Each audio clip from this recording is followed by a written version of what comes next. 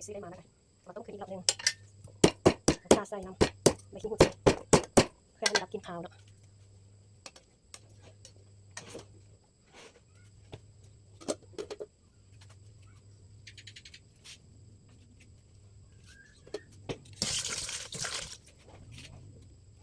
แล้วก็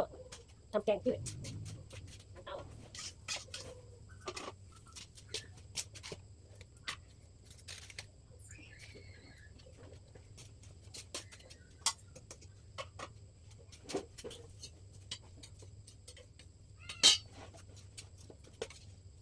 อันนี้ต้องได้สุดแล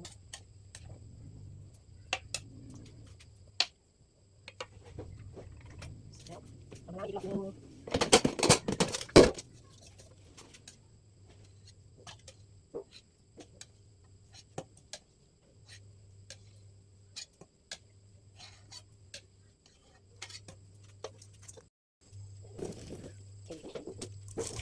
ขั้นน้ำเกลือขั้นน้ำส้มอีกรอบนึงให้สะอาด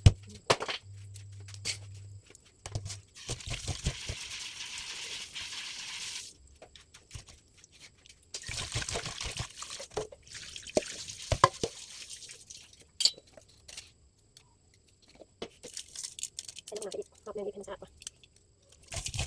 ขั้นเกลือขั้นน้ำมะนาวพริกไทยขั้นอีกรอบนึงเพื่อความสะอาดเก็บหัวมันออก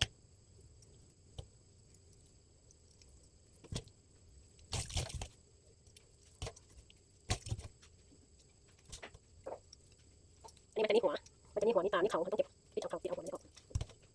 อันนี้จะมีหัวนะเขาเก็บเขาแล้วล้างสะอาด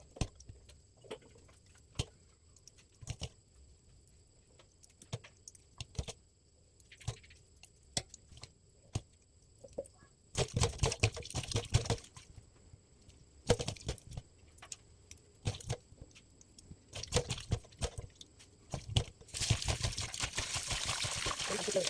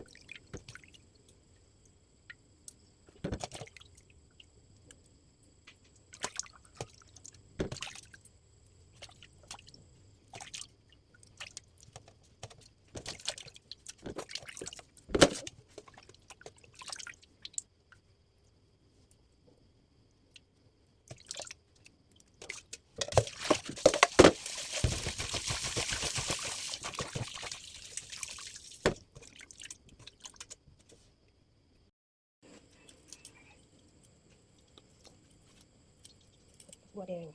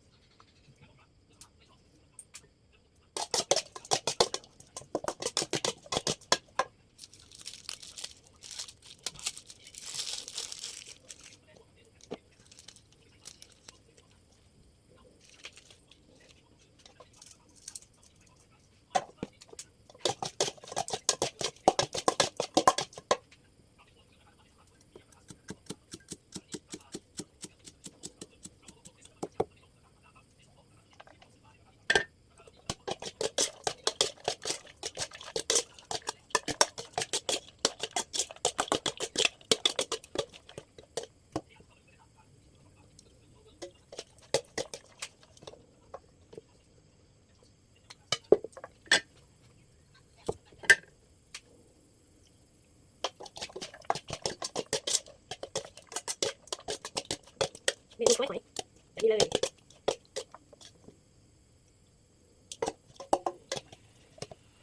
โอเคมาเด้อกินกันเด้อ